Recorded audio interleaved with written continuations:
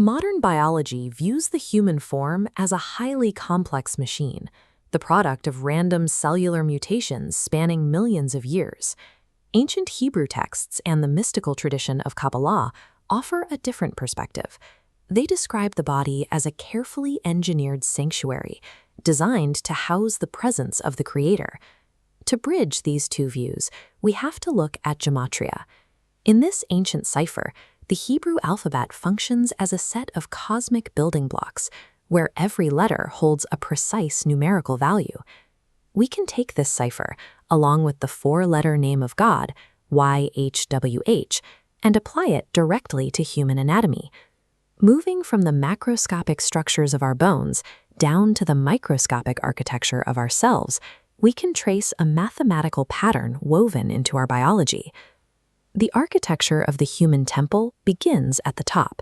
The skull forms a protective dome over the brain, constructed from a fixed number of bones. There are exactly 22 bones in the human skull. In the Gematria cipher, this aligns with the 22 letters of the Hebrew alphabet. Supporting this cranial dome is the spine, serving as the central vertical pillar of the anatomical sanctuary. The human spine consists of 33 vertebrae. In biblical numerology, 33 serves as the primary symbol for spiritual progression and absolute completion. The structural framework holding us upright operates on the exact numerical constants used to write the ancient scriptures, making the human skeleton a biological manifestation of a sacred text. At the center of this framework sits the heart. To understand its design, we first look at the Tetragrammaton, the sacred name of the Creator, YHWH, composed of 4 distinct Hebrew letters. Within the chest cavity, the human heart mirrors this specific architecture. It is divided into exactly 4 chambers. The heart's rhythm follows a mechanical duality. It must expand to receive blood before it can contract to give it. In Kabbalistic study, these physical states of receiving and giving are the attributes used to define the letters within the divine name. Every contraction pushes life through the body. The beating heart acts as a biological engine, continuously pronouncing the 4-letter divine name through its physical rhythm. That mechanical rhythm distributes blood, but it relies on oxygen. Ancient texts call this breath ruach, an invisible, animating spirit that brings the physical blood to life. We can measure this connection mathematically.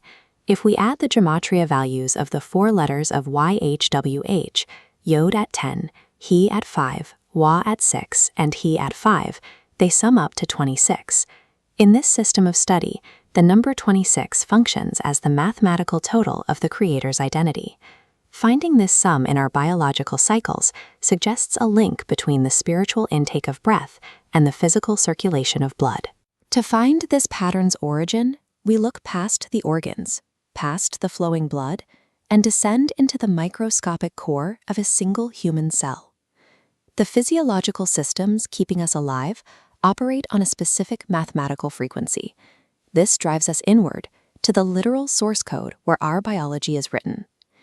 Inside the nucleus lies the DNA double helix.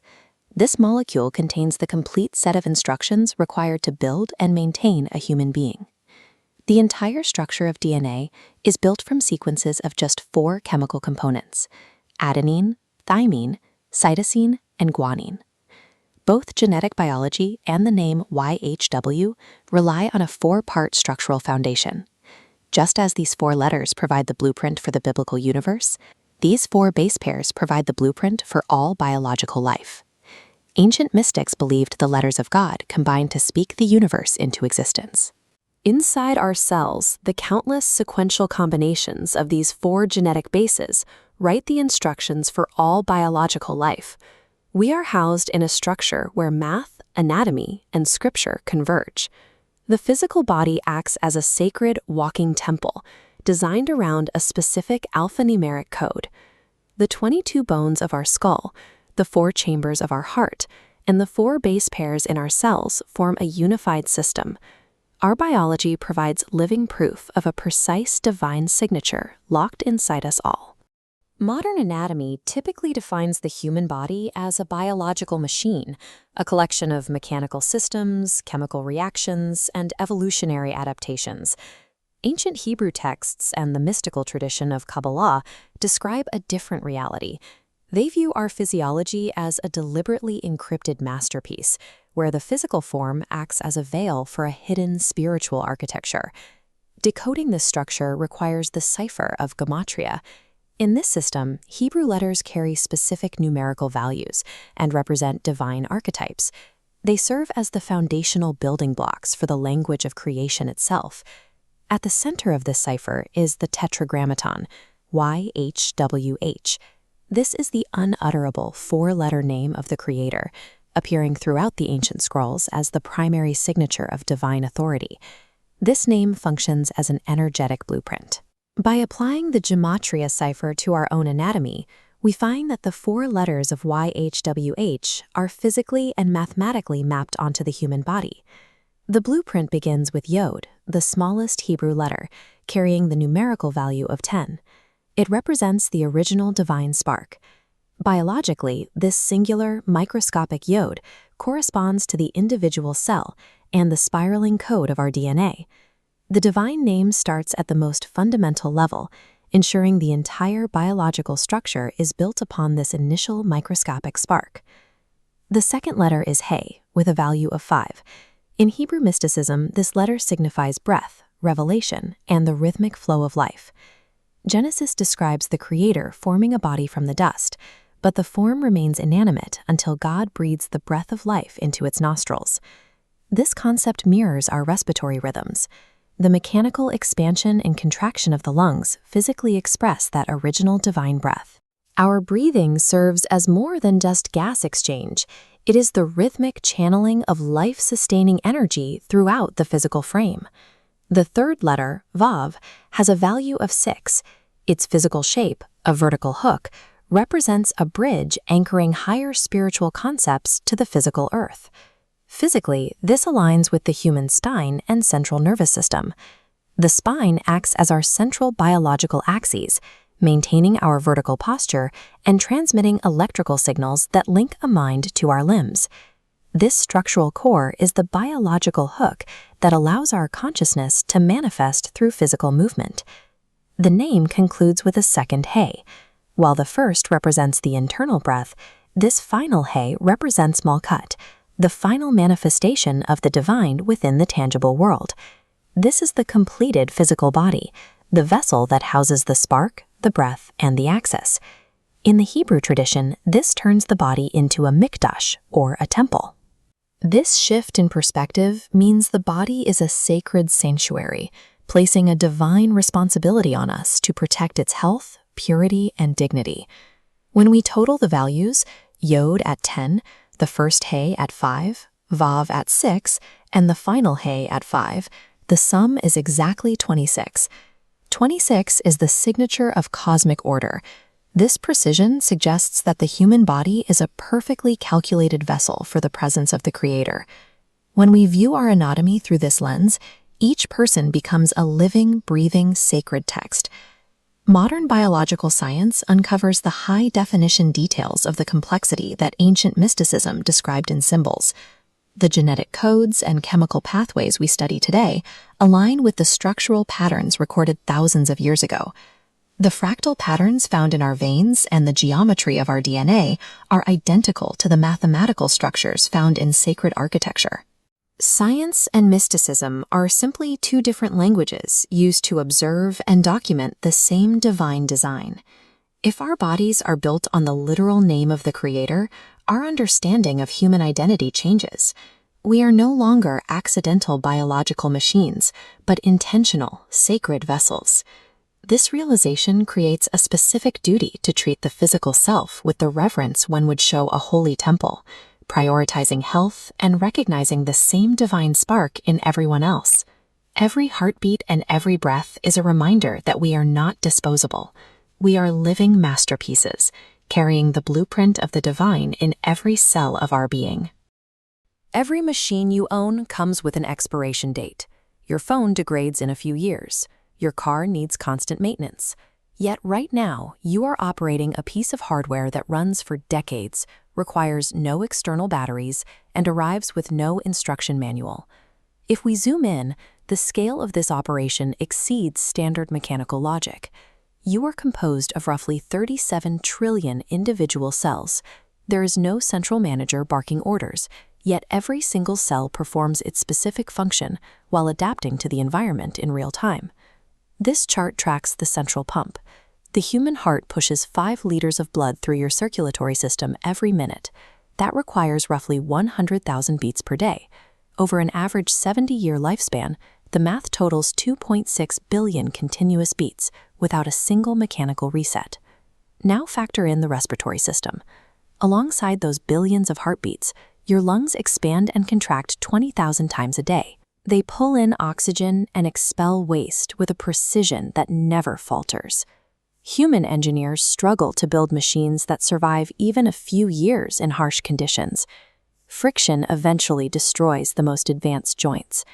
Yet this biological system, built from the same basic elements found in soil, monitors and heals its own wear and tear. Standard engineering dictates that such extreme complexity should increase the risk of failure. Yet here, trillions of moving parts operate in a state of frictionless coordination, maintaining a system that refuses to follow the typical laws of decay. This coordination is driven by a distinct trinity: the brain, the heart, and the lungs.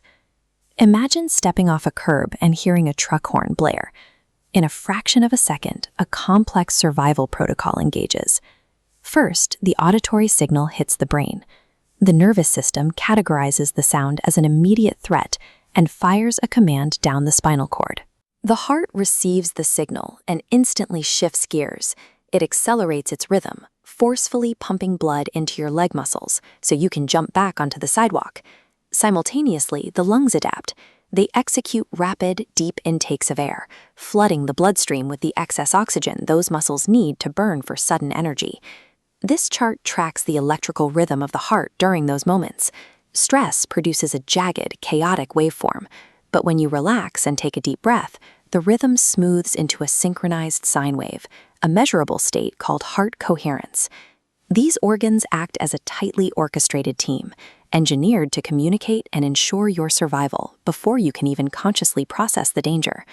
The synchronization continues even when the conscious mind powers down. As you fall asleep, the body's mechanical workload shifts into a maintenance phase. During rapid eye movement sleep, the brain runs an active sorting protocol. It sifts through the data collected during the day, filing and organizing memories for future recall. If you sustained a microscopic paper cut or encountered a virus during the day, your immune system uses this downtime to launch a localized counteroffensive. White blood cells patrol the area to neutralize foreign invaders, while clotting proteins rush in to seal the breach. The tissue rapidly divides and regenerates, repairing the damage. Beneath the ribs, the liver executes over 500 specific chemical tasks. It filters the blood and detoxifies compounds, preparing the system for the next day. This cycle of filtration and repair occurs without a single conscious command. While you sleep, a sophisticated maintenance schedule ensures the machine is restored and ready by sunrise. To find the source of that maintenance schedule, we have to look past the major organs and zoom down to the nucleus of a single cell. Inside that microscopic space sits the foundational blueprint of human biology, DNA. If uncoiled, the strand in a single cell would stretch roughly 2 meters long. That strand contains a staggering volume of information, exactly 3 billion chemical letters arranged in a specific sequence. Every physical trait, the curve of your cheekbones, your eye color, is dictated by this precise code, making your existence unrepeatable. Science can map how this 3 billion letter code operates, but the mathematical impossibility of such a system generating itself at random points to an author, revealing our biology as the signature of a master architect. Press 2 fingers against the inside of your wrist and wait a moment. You will feel the quiet thump of your own pulse. Every breath, every pulse, and every firing neuron represents a continuous cycle of life. This system operates with a faithfulness that provides the foundation for everything you choose to do today. You are operating an impossible machine. The physical body you wake up in every morning is a living masterpiece, engineered with absolute precision and profound purpose by its creator.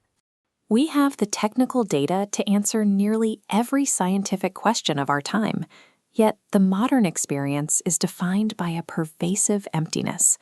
We generate more information than any generation in history and communicate instantly across continents. But this digital proximity masks a deep sense of psychological and emotional isolation. Part of this stems from how we have divided our lives. We often treat the physical body as a biological machine to be maintained or repaired, an object entirely separate from our internal state. This separation extends to our speech. Language, our most sophisticated tool for connection, is frequently used as a blunt instrument for division and the expression of anger. The prevalence of modern distress suggests a difficult truth. Raw intelligence and the accumulation of facts are not the same thing as the skills required to navigate existence. This current state of disconnection may not be an inevitable part of progress, but a departure from a much older understanding of human survival. Throughout history, diverse philosophical traditions and spiritual texts have pointed toward the same underlying principle of health and survival. They distinguish between two different ways of knowing: the ability to categorize the physical world and the understanding of how to live well within it. To understand how this perspective was lost, we can look at three specific areas: the roots of philosophy, the evolution of medicine, and the structure of our language. Reconnecting these threads offers a way to look past the illusion of separation and address the modern sense of isolation. In ancient Greece, Socrates explicitly turned away from the pursuit of the physical sciences. He believed the most urgent study was not the world of objects, but the knowledge of virtue. While often remembered for claiming he knew nothing, his true focus was epistemic humility. He only claimed to know what was beneficial for the human soul, prioritizing internal clarity over external data. His student, Aristotle, expanded this by identifying the highest good as a foundational principle of the universe, a target for all human action. He called this phronesis, or practical wisdom. This is the specific ability to take an understanding of what is good and apply it to the complexities of daily life. This suggests that intellect alone is an incomplete tool. It only becomes effective when it is directed toward the well-being of the individual and their community. This philosophical concept is supported by evidence in medicine, where researchers are finding that physical health is often tied to factors beyond the natural sciences. Leonardo da Vinci's Vitruvian Man reflects an older understanding of the human form as an indivisible unit, where the body, mind, and spirit are parts of a single whole. Einstein's theory of relativity established that when one part of an interconnected system is affected, the rest is altered. Human biology is no exception. Dr. Bernie Siegel, an oncologist at Yale, observed that patients struggling with deep feelings of loneliness or broken relationships faced significantly higher surgical failure rates. In his observation, the patient's internal state appeared to have a direct impact on their physical outcome. This points to what some call the third dimension of medicine, where listening, caring, and addressing internal pain become biological requirements for healing. From this perspective, the body often mirrors its environment. Physical well-being is frequently inseparable from the harmony we maintain with ourselves and our neighbors. This internal state projects into the physical world the moment we speak. Speech acts as a direct expression of our internal balance, or lack thereof. In the Quran, the concept of hikmah, or wisdom, is presented as the ability to think, speak, and act appropriately at the right time. This reflects the psychology of linguistic wisdom. Choosing words with care does more than transmit data. It constructs a shared world of reflection and can actively diffuse human conflict. Language serves as a medium for this influence. Through our choice of words, we determine whether we reinforce the modern sense of division or contribute to a shared understanding. Philosophy, medicine, and language all point towards a single realization. The connecting thread is wisdom, the practical balance between our internal state and external actions. Nature provides a clear model for this in the V formation of wild geese. By flying in this pattern, the flock can travel nearly twice as far as a single bird flying alone. It is a biological demonstration that survival is rarely an individual achievement. This collective survival requires a shared load. When the lead bird tires, it moves back to recover, while another takes its place. Leadership and healing both depend on this ability to support the whole. History's most effective figures were not born with unique powers. They mastered this balance of physical, mental, and spiritual harmony to move their communities forward. These figures demonstrate that influence is not an inherent trait, but something built by cultivating an internal sense of purpose and balance. Modern life has given us the tools to understand how the world works, but it cannot tell us how to live. There is a distinction between accumulating knowledge and attaining wisdom. One tells you what is possible, the other tells you what is right. When you hear the word glory, you probably picture something beautiful, a golden haze, a shaft of light breaking through the clouds, something that brings a sense of comfort. The ancient writers who first recorded that word would have found that image completely backward. In the original Hebrew text, the word translated as glory is kavod. Its root does not mean anything that shines. It means heavy, substantial. A stone is kavod. A physical burden is kavod. The presence of God was a gravity to be endured. When the Israelites stood at the base of Mount Sinai, they didn't gaze at a light show. The ground shook, the mountain burned, and the people backed away, terrified they would be crushed by the sheer pressure of hearing a divine voice. This poses the central crisis of the entire biblical story. If the presence of the Creator is that impossibly heavy, how does a fragile, finite human being stand in the same space and survive? The ancients understood that a direct encounter with that kind of weight meant certain death. Something physical had to absorb the impact before it reached the people. This diagram outlines the true mechanics of the tabernacle. It operated as an elaborate, highly engineered containment system built specifically to hold a lethal presence. Every material, the acacia wood, the woven linen, the exact measurements of the gold overlays, was specified with absolute mathematical precision. These components were required to keep the divine weight from tearing straight through the fabric of reality. Early religious practice was a matter of physical survival. It required meticulously maintaining an architectural boundary strong enough to keep humanity from being annihilated by the proximity of their own creator. To build a system that precise, you need a different kind of mathematics. In the ancient Near East, numbers were the underlying blueprints of reality itself. The number 3 represents the relational completeness of the divine. The number 4 represents the physical, created earth, the 4 winds, the 4 compass directions. When you multiply those dimensions together, you get 12. 12 is the mathematical point where divine reality intersects with the physical world to form a concrete, governed community. Surrounding this entire structure is the number 7. 7 serves as the seal of holy completeness, the finishing dimension required for any divine architecture to be permanently set apart. The 12 tribes of Israel, the 12 apostles, the 7 days of creation serve a highly specific function. They are the load-bearing mathematical scaffolding required to safely hold the crushing weight of God on earth. A severe structural flaw remained in this plan. Even with perfect mathematical architecture and flawless materials, human flesh was entirely too weak to withstand the pressure. When the tabernacle was finally finished and the divine weight descended, the space became completely uninhabitable. Moses, the very man who had spoken to God and mediated the law, could not step foot inside. Centuries later, the prophet Ezekiel watched this structural failure reach its terrifying conclusion. He saw a vision of the heavy presence of God lifting up, abandoning the mathematically perfect temple, and moving away toward the east. The building remained standing, and the priests kept working. They carried out their procedures and maintained the relics, completely unaware that they were servicing an empty shell. The containment system failed. Human institutions and perfect procedures cannot hold God, because humanity itself had become hollowed out by sin. We had become too light to bear the presence we were originally built to carry. The wandering weight of God did not return to a stone temple. It continued eastward, moving deliberately toward a broken and exiled people. Eventually, that presence entered a human body, a body specifically engineered of flesh and blood to absorb the infinite gravity of the kavod. Jesus carried the accumulated weight of humanity's failures.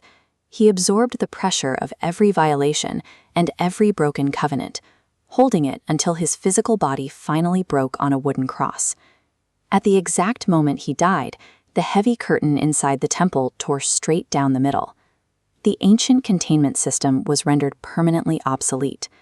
The breaking of that physical body was the only mechanism capable of releasing the uncontained weight of God into the world without destroying humanity in the process. The release of that weight brings us to the ultimate result of the torn veil, a concept known in Hebrew as shalom. Modern English translates shalom as peace, suggesting a quiet, calm feeling.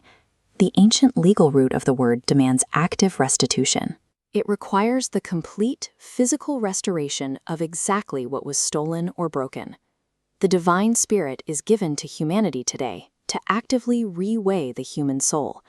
It thickens us, making us heavy enough to finally hold the kavod. You were never created to be light, comfortable, or empty.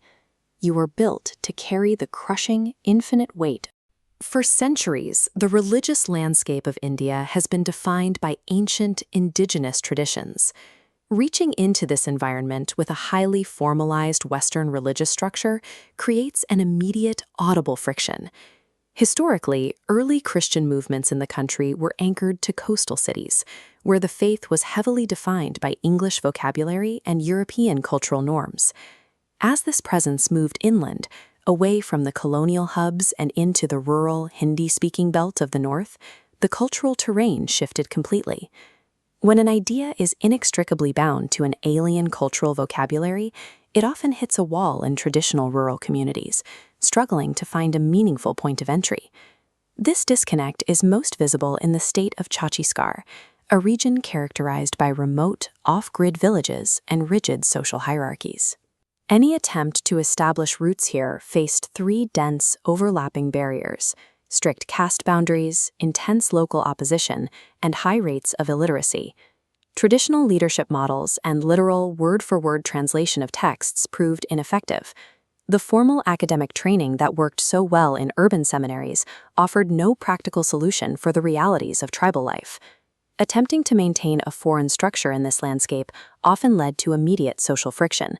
To survive and persist, the faith would have to adapt to the local environment or face being ignored entirely. In the early 1990s, the Indian state broadcaster, Doordarshan, acted as the primary engine for cultural integration. A Sunday morning primetime slot commanded the attention of the entire country. This was the platform chosen for Bible Ki Kahaniyam, a television series designed to introduce biblical stories to a mass audience of up to 100 million people. While the initial viewership was massive, the audience vanished almost entirely after the second episode. Viewers found the dialogue essentially incomprehensible. Scriptwriters deployed heavily Sanskritized Hindi, mixing in dense Arabic and Persian loanwords. Confused viewers across North India asked if they were listening to the Quran. This prompted internal debate among broadcasters regarding whether such formal language was appropriate for the general public. Local leaders in the North realized that these traditional translation methods were creating a sense of otherness that actively pushed the audience away. When a message is delivered through an incompatible linguistic framework, the good news is transformed into a series of alienating, incomprehensible sounds. While the national broadcast faltered, a localized approach began to take shape at the grassroots level in Chhattisgarh, where leaders initiated a quiet cultural shift. To reach off-grid villages, local networks began distributing rugged, solar-powered audio devices to illiterate pastors. These devices bypassed the literacy barrier entirely. Direct auditory transmission allowed for teaching without any reliance on written books or formal schooling. Alongside this technology, there was a deliberate shift in music. Western hymns were largely abandoned in favor of indigenous bhakti traditions. Leaders began repurposing local Satnami musical structures. They used the familiar rhythmic call-and-response formats as a primary tool for memorization and teaching. They also integrated local devotional vocabulary, adopting terms like the Persian Khuda for God, and Sanskritized concepts like Dharm Vignan directly into daily worship. In modern Hindi Christian songs, traditional Western lyrical structures have been replaced by these localized rhythms and sounds. By speaking and singing in the exact cadence of the village, the faith moved past the cultural resistance that had previously blocked its progress. This strategy of using existing auditory and musical frameworks allowed the faith to embed itself into the cultural subconscious of the region. This process of cultural adaptation is mirrored in the ancient vision of Ezekiel's Valley of Dry Bones. The core logic of the vision is that a structural skeleton remains dead until it is animated by breath, muscle, and flesh. In this context, the rigid theological structures functioned like the bones. The necessary breath and muscle came from the local syntax, the solar-powered audio, and the familiar rhythms of bhakti music. For a foreign ideology to persist, it cannot simply be translated word for word. It must be completely reincarnated into the physical and cultural body of its host environment. Today, this shift has resulted in millions of adherents in North India, who worship entirely outside the Western English-speaking paradigm. This evolution produced an indigenous Indian faith, operating with its own distinct linguistic and musical markers. The survival of this movement shows that a religious idea is only as resilient as the language and rhythms it adopts from the people who hold it. When you hear the word glory, you probably picture something beautiful, a golden haze, a shaft of light breaking through the clouds, something that brings a sense of comfort. The ancient writers who first recorded that word would have found that image completely backward. In the original Hebrew text, the word translated as glory is kavod. Its root does not mean anything that shines. It means heavy, substantial. A stone is kavod. A physical burden is kavod. The presence of God was a gravity to be endured. When the Israelites stood at the base of Mount Sinai, they didn't gaze at a light show. The ground shook, the mountain burned, and the people backed away, terrified they would be crushed by the sheer pressure of hearing a divine voice.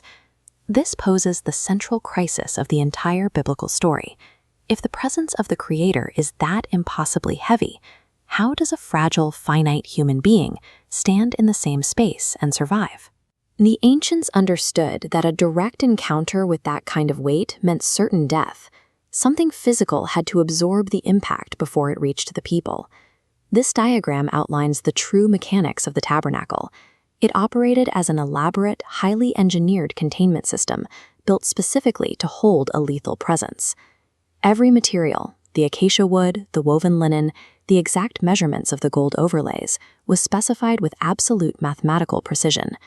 These components were required to keep the divine weight from tearing straight through the fabric of reality. Early religious practice was a matter of physical survival. It required meticulously maintaining an architectural boundary strong enough to keep humanity from being annihilated by the proximity of their own creator. To build a system that precise, you need a different kind of mathematics. In the ancient Near East, numbers were the underlying blueprints of reality itself. The number 3 represents the relational completeness of the divine.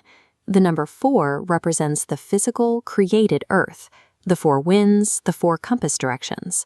When you multiply those dimensions together, you get 12.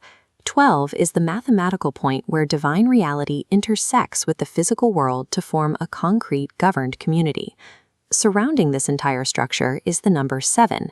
7 serves as the seal of holy completeness, the finishing dimension required for any divine architecture to be permanently set apart. The 12 tribes of Israel, the 12 apostles, the 7 days of creation serve a highly specific function. They are the load-bearing mathematical scaffolding required to safely hold the crushing weight of God on earth. A severe structural flaw remained in this plan.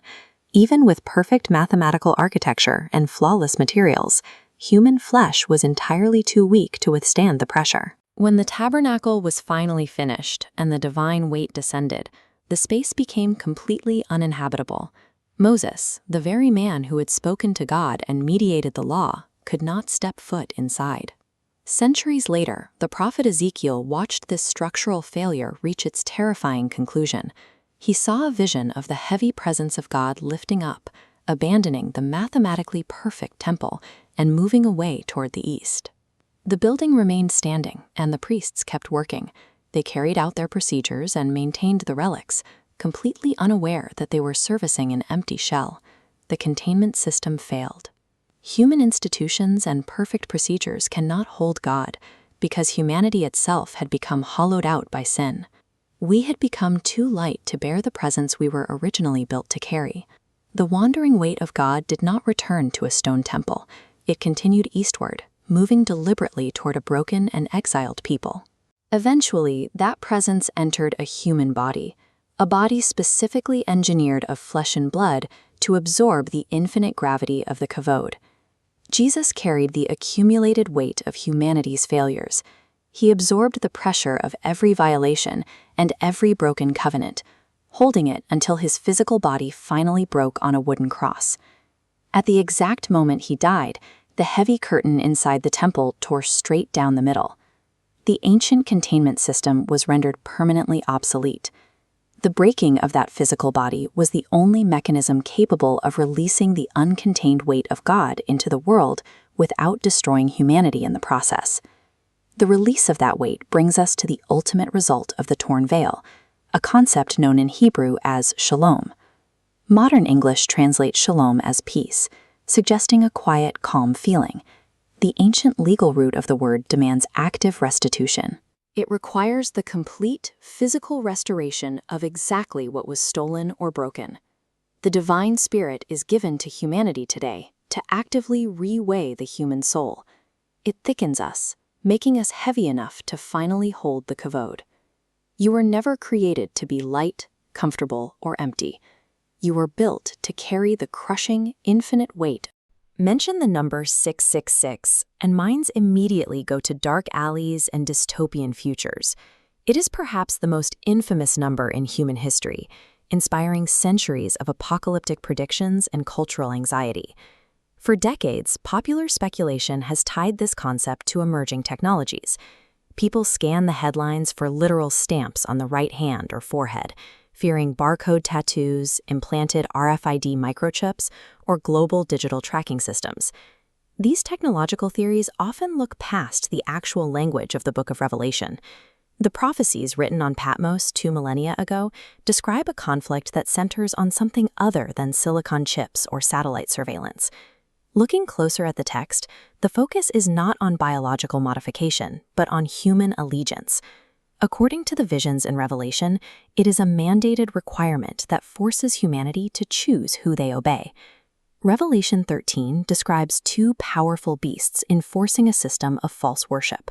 The central crisis focuses entirely on religious authority, compelling the world to bow to a specific spiritual dictate. The dividing line is drawn between those who keep the original commandments of God and those who submit to a tradition mandated by human authority. Moving past the science fiction reveals a different kind of threat, a documented historical campaign to alter divine law and capture the loyalty of the human soul. The biblical prophets viewed history in sweeping epochs, tracing a line of succession through the rise and fall of empires. Within this timeline, ancient Rome's influence evolves, eventually giving way to a new type of authority that combined religious and civil power. This chart mapping the Ten Commandments illustrates a specific warning from the book of Daniel. The prophet described a power that would deliberately intend to alter both times and law. Out of the 10 Commandments, only the fourth deals with time. History records a shift that matches this description. Over a period of centuries, the institutional church transferred the solemnity of the biblical Sabbath to Sunday, establishing a new day of rest that was not found in the original text. John's vision in Revelation 13 picks up this exact thread. The first beast rising from the sea shares the same characteristics as Daniel's prophecy, using its authority to enforce a specific system of worship. This understanding relies on the sola scriptura principle. It aligns with the historic Protestant Reformation, which prioritized the biblical text over church traditions that lacked scriptural support. But Revelation introduces a second beast, rising from the earth. This entity represents a later power that eventually cooperates with the first, working to enforce the same day of worship globally. This alliance brings us back to the number 666. Some scholars calculated from the papal title Vicarius Filii Dei, while others view the 666 as a symbol of humanity in total rebellion against God. Regardless of the specific calculation, the historical evidence is consistent. It points toward a calculated, systemic effort to override the explicit law of time found in the Ten Commandments. By the mid-19th century, a new religious movement emerged in America. Focused deeply on the books of Daniel and Revelation, they sought to understand how these ancient timelines applied to the modern era. Among them was Ellen G. White. Recognized as a prophetic messenger, her writings offered a clarifying perspective on the final events described in Scripture. In 1850, she recorded a startling prediction. She wrote that historically opposed religious groups, Catholics and Protestants, would eventually find common ground to enforce Sunday worship. These events were described as inevitable. In the apocalyptic context, these prophecies are unconditional, outlining a resolution to a cosmic conflict that cannot be diverted by human effort. At the time she wrote this, the idea seemed improbable. 19th-century Protestants and Catholics were locked in deep, often hostile political and social animosity, making any future cooperation appear impossible. Yet her writings specified the mechanism. This alliance would use civil laws and public authority to mandate rest on Sunday, legally suppressing those who remained faithful to the seventh-day Sabbath. In these 19th-century pages, she detailed a formation of global alliances that remained dormant for generations, events that are only now beginning to take a recognizable shape.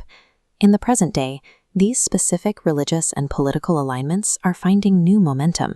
Modern legislative bodies are now debating measures to synchronize free time across entire nations. Organizations like the European Sunday Alliance are actively lobbying lawmakers for stricter Sunday regulations, framing a common day of rest as a societal and social necessity. This aligns with official positions within the Catholic Church. In the letter Dies Domini, Pope John Paul II stated that Christians should strive to ensure that civil legislation respects the duty to keep Sunday holy. More recently, these efforts have been linked to the ecological crisis. Documents like Laudato Si connect the concept of a universal day of rest to environmental restoration, framing it as an urgent global requirement. Identifying these structural trends is not an attack on individuals. This interpretation recognizes that God has faithful, conscientious believers in every denomination who are living according to the light they have. But the evidence suggests a coming legal tipping point. The world is being positioned to choose between the original seventh-day Sabbath of the Creator and a day of rest instituted and enforced by human authority. As these global movements solidify, the focus shifts away from technological tracking and toward spiritual allegiance. The final test is a personal decision about where an individual places their ultimate loyalty. Modern hustle culture demands relentless output. We are told if we chase money, secure status, and outwork everyone, we'll reach the top. Yet many people hit their targets, get the promotion, and still feel internally empty. The external metrics look perfect, but the actual experience is one of running in place. This happens when we try to build massive careers without a plan for the soul. We are working incredibly hard, but operating without a spiritual blueprint to guide where all that effort is going. These 100 prayer points cover everything from mental clarity and professional discipline to social influence and resilience. When you group these specific needs by their function, they naturally form 4 distinct pillars that turn scattered requests into a stable foundation for growth. Raw ambition provides the speed, but the divine blueprint provides the direction, ensuring that your daily effort builds something permanent. The first pillar is mental peace. A chaotic, anxious mind is the primary barrier to effective work because it prevents clear decision-making. Scriptural truths, like those found in Philippians 4:7, act as a direct antidote to modern burnout. They focus on actively replacing fear with a confidence rooted in something more stable than market trends. Once you secure that mental quiet, you stop wasting energy on worry. You can channel it efficiently into the second teller, career and discipline. Secular grind culture relies on sheer willpower. The biblical approach, found in Proverbs 16:3, involves entrusting your plans to a higher power to ensure they are established, removing the desperate need to control every outcome. This chart shows the operational formula. Consistent human discipline, multiplied by divine favor, moves results beyond linear progress into an exponential curve. This growth is sustainable only if ego stays out of the way. Humility ensures a continuous feedback loop rather than a one-time peak. Internal mental clarity is the mandatory prerequisite for achieving this kind of external career prosperity. The third killer is relationships. No one reaches their goals in isolation because the habits and attitudes of those around you eventually become your own. 1 Corinthians 15:33 warns that bad company corrupts good character. Negative influences actively drain your momentum and slowly pull you off course. The countermeasure is seeking out wise mentors. These strong connections reinforce the entire social structure and provide the wisdom to navigate complex challenges. You need that strong support system for the fourth pillar, resilience. Even with a perfect blueprint, the path to success includes inevitable setbacks. In this framework, failure is a spiritually protected learning curve. It is a tool used to build the character required to handle the success that is coming. Proverbs 24:16 describes the righteous man falling 7 times and rising again. The success isn't in the absence of the fall, but in the repeated act of getting back up. Your social circle directly dictates your capacity to bounce back from these setbacks. Mindset, career, relationships, and resilience. These 4 pillars are deeply interdependent. Neglecting even one of these areas creates a structural weakness that eventually compromises your spiritual maturity and your material growth. Alignment with this blueprint changes the nature of your work. You find yourself moving with a sense of purpose and peace, replacing the desperate scramble for status with steady, intentional progress. 3 John 1:2 frames the ultimate goal for the journey, to prosper and be in good health, even as your soul prospers. Examine your own foundation. Which of these 4 pillars is currently your weakest? Identify that gap and start focusing your daily prayers on rebuilding that specific area today. We live in a world of absolute convenience. You can summon a car, a meal, or endless entertainment with a single swipe. But despite possessing more wealth and technological comfort than any generation in history, anxiety and psychological emptiness are at all-time highs. When we feel that emptiness, the prevailing culture offers a specific set of remedies. We are told that accumulating capital, elevating our social status, and eliminating friction from our routines are the direct paths to a good life. The problem is, that path is a verified psychological trap. Researchers call it the hedonic treadmill.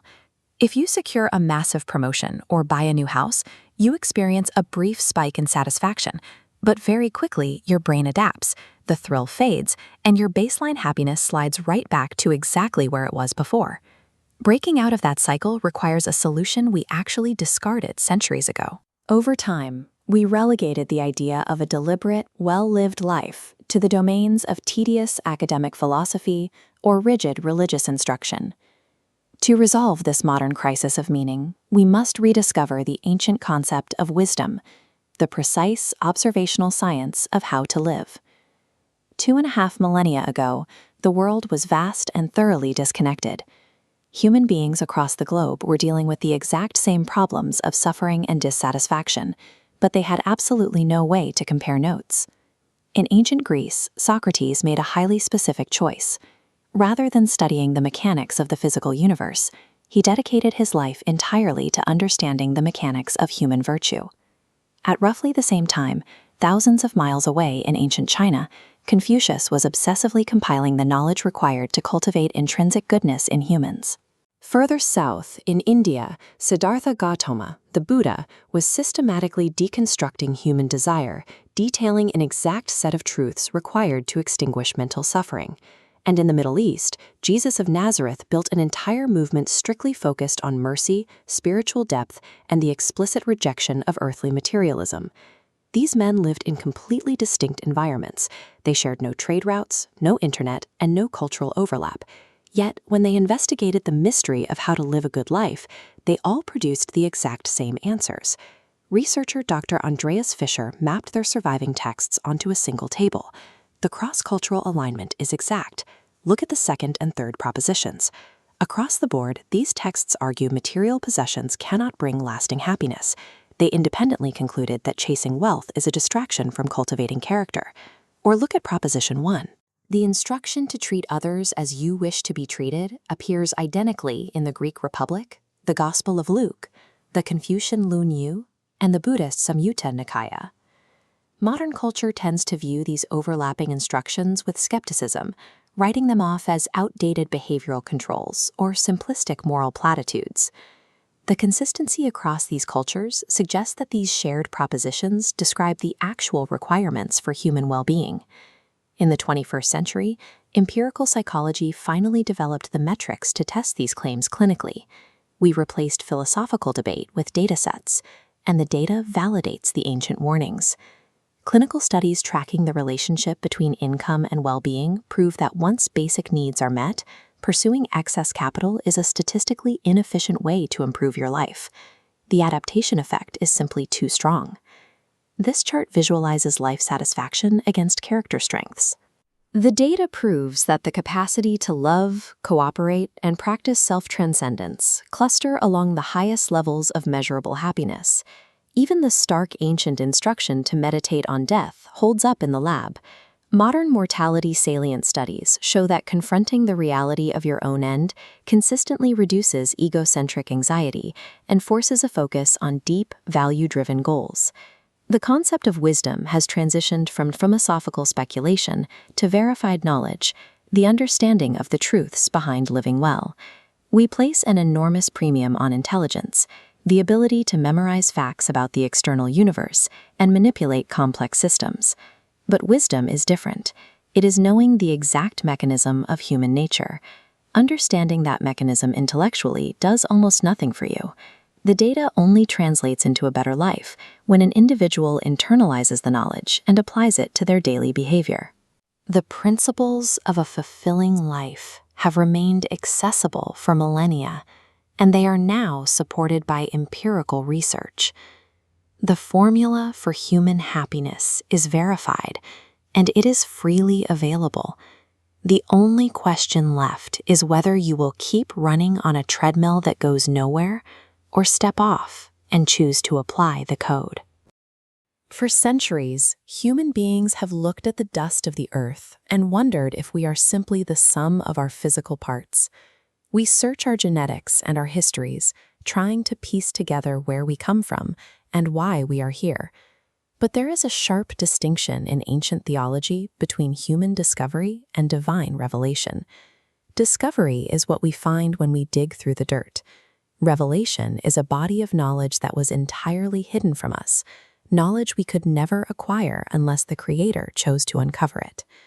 One of those hidden truths is recorded in the book of Jeremiah, where God speaks directly to a young man.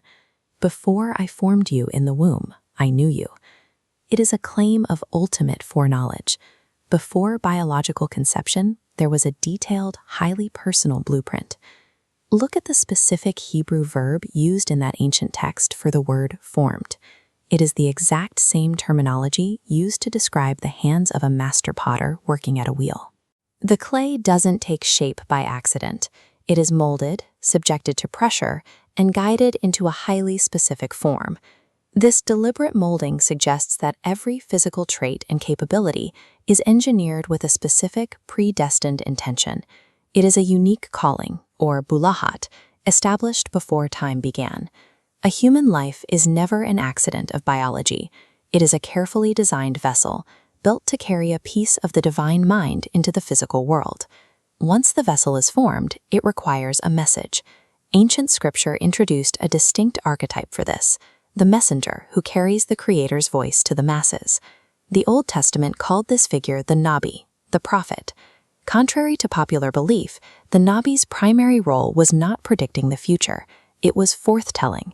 They were built to act as the direct, uncompromising mouthpiece of God. Today, this prophetic function isn't limited to a single desert wanderer. It is distributed across the entire body of believers, and it is broken down into 3 distinct layers of divine equipping. First, the Holy Spirit grants specific capabilities. These are the grace gifts, the raw spiritual talents and inclinations given to an individual. Second, the Son assigns the specific ministries or administrative roles where those talents will be used.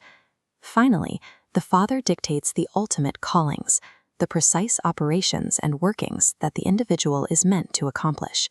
When these 3 layers align, the theological paradigm shifts. The individual exists as a living gift to the church and the world, perfectly molded and deployed where they are needed most. But the blueprint is invisible. In a world saturated with noise and competing demands, how does a person actually identify and trust their specific divine assignment? It almost always starts with what theologians name the inward call. This is a deep, subjective conviction, a persistent pull toward a specific purpose or area of service. Yet human beings have deep psychological blind spots. If we rely solely on internal feelings, we risk confusing divine intention with our own personal ambitions or vanity. Self-deception is an easy trap. That is why the inward call demands a safeguard, the outward call. An internal feeling requires external proof before it can be trusted. This validation happens within the physical community of believers. A person's claimed abilities must be observed, scrutinized, and tested by the congregation.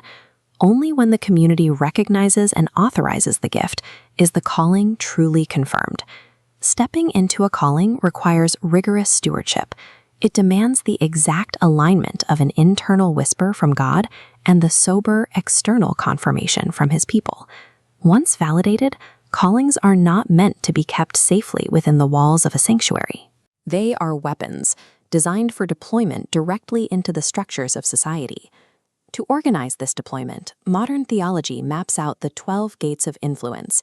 These are the access points of our culture, the domains where authority is contested and the future is shaped. There is the gate of education. Here, truth battles folly as the next generation is handed the scientific frameworks and knowledge that will define their worldview. There is the gate of media, a high-pressure machine capable of shaping cultural narratives for millions in an instant. This domain demands pure, truthful voices to cut through the static. At the gate of government and law, the stakes are tangible. Righteous leadership is required to enact justice, write equitable policy, and systematically dismantle corruption. And there is the gate of the environment, where the divine mandate for sustainability stands directly opposed to the toxic exploitation billowing from industry. These gates are literal battlegrounds. The modern messenger must occupy these specific domains to align earthly culture with the Creator's original design. The battle at these gates connects directly back to your own existence, to the moment the potter began to mold the clay. The text promises that the gates of hell cannot withstand the influence of the kingdom, but only when individuals possess the courage to physically occupy their assigned societal gates. You cannot remain a passive observer.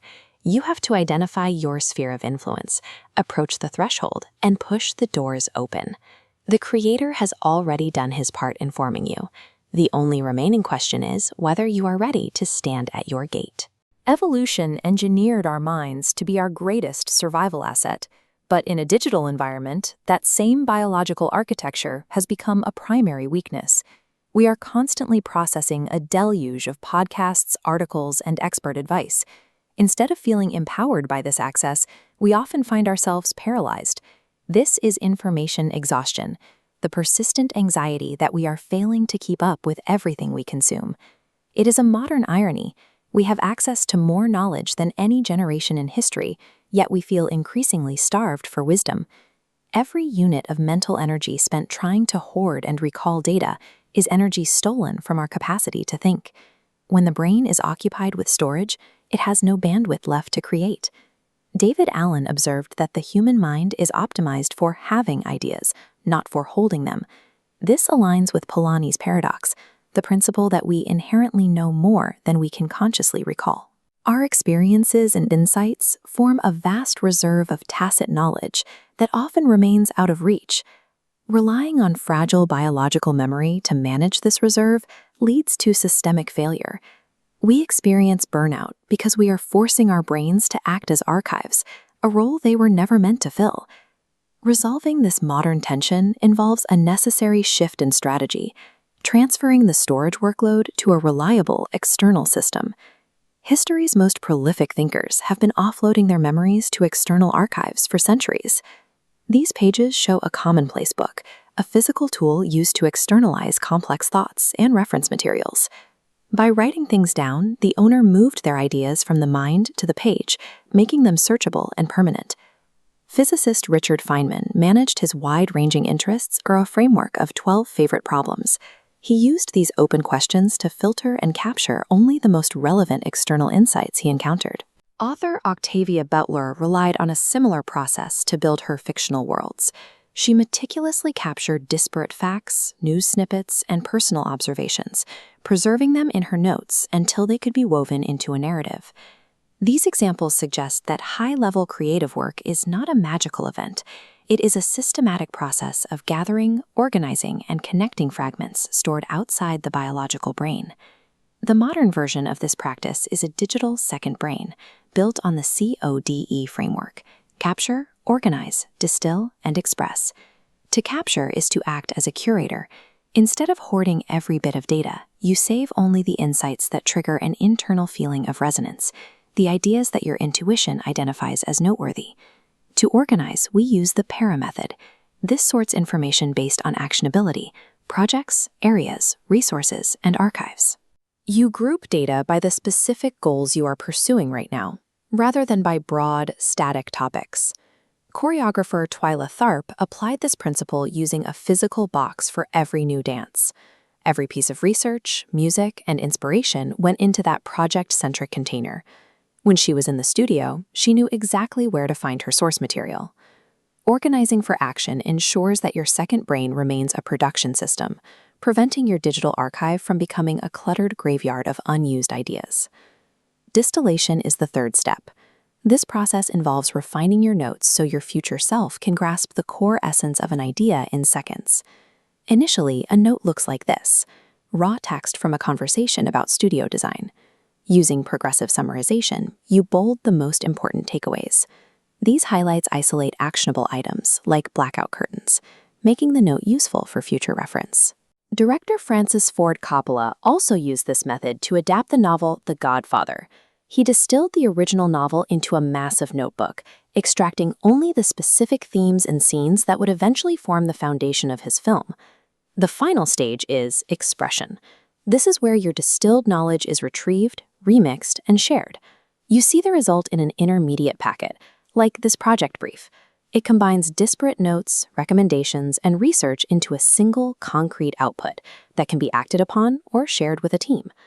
Knowledge is not a passive resource to be stored. It is the raw material for active remixing and contribution. Moving these thoughts into a dedicated system clears the cognitive landscape. The noise of trying to remember every detail settles into a manageable silence. The biological brain adapts to this change. Relieved of its storage duties, it begins to function as a conductor, orchestrating high-level ideas rather than struggling to recall them. This marks the transition from information hoarder to active creator. You move from a state of passive consumption to a state of confident execution. Delegating the heavy lifting of memory to technology provides the human bandwidth required to ask deeper questions and solve more complex problems. Building a second brain facilitates authentic human self-expression. It provides a foundation for the stories and solutions we are meant to contribute. The knowledge you curate reflects a unique perspective, a combination of insights that only you can offer to the world. This resolves the memory paradox. By outsourcing our data, we reclaim our attention. We offload the past to be fully present in our own minds. With the burden of storage gone, what will you contribute? A second brain ensures that every fragment of insight remains available to build the work you are uniquely equipped to create. It is a system that grows alongside your potential. When the gate slams shut on a captive, the world they knew disappears. What remains is only the authority of their captors. In the ancient world, no captor projected power quite like Babylon. This was a civilization defined by its towering architecture and overwhelming physical dominance. At the top of this system sat the king. His decrees were treated as absolute facts of life. To question his word meant immediate execution. This authority demanded total surrender, leaving zero space for outside loyalties or foreign gods. Into this machinery arrived 4 young exiles from Jerusalem: Daniel, Shadrach, Meshach, and Abednego. They were teenagers, stripped of their homes and forcibly relocated to an alien capital. The empire immediately worked to overwrite their identities.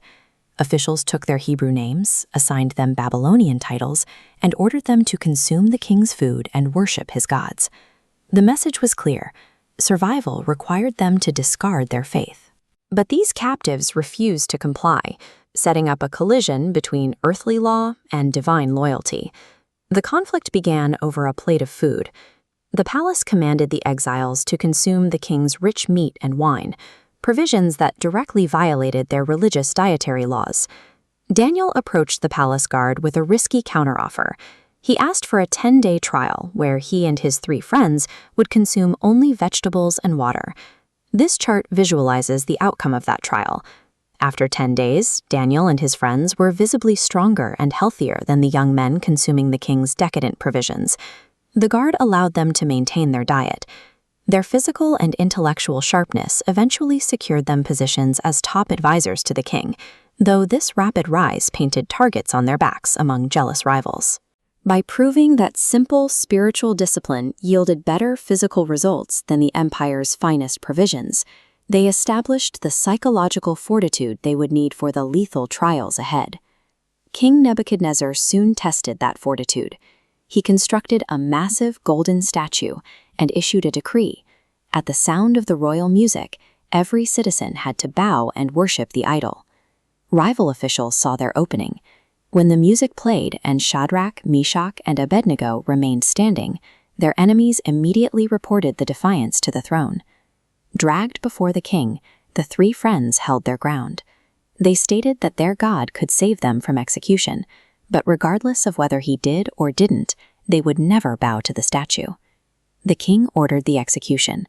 The royal furnace was heated 7 times hotter than normal, a fire so intense its radiating heat incinerated the soldiers who threw the men inside. But peering into the flames, Nebuchadnezzar saw something impossible. 3 men were walking freely within the fire, completely untouched. And walking beside them was a 4th figure, one the king described as looking like a son of the gods. The king called them out. The 3 men stepped from the furnace with their clothes intact and their skin unburned. They didn't even carry the scent of smoke. The empire's most lethal method of execution had failed. In the presence of the captives, the fire lost its power to burn, yielding to a higher, unseen authority. Years later, the empire was under the rule of King Darius. Again, jealous advisors orchestrated a trap, convincing Darius to sign an unalterable law mandating the death penalty for anyone praying to any god or man other than the king for 30 days. Daniel heard the decree, yet he returned to his home, opened his windows toward Jerusalem, and continued his habit of praying openly 3 times a day, fully aware of the consequences. When the officials reported this, Darius realized he had been played. He valued Daniel, but his own royal seal made the law irrevocable. He was forced to order the arrest. Daniel was cast into the blackness of a subterranean den, sealed in with a pride of starved territorial lions. At dawn, the anxious king rushed to the seal. From the darkness, Daniel's voice answered. He was completely unharmed, explaining that an angel had shut the mouths of the predators. Once again, absolute laws gave way. The violent biological instinct of starving apex predators had been neutralized by divine intervention. The reality of the danger was immediately proven.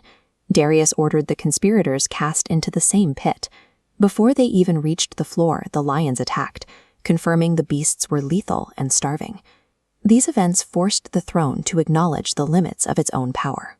First, Nebuchadnezzar, and later Darius, issued official decrees honoring the God of the captives as the one true living God. Today, the once impenetrable walls of Babylon are gone. Palaces, statues, and execution chambers have all crumbled into dust. Looking at these ruins, the limits of earthly power become obvious.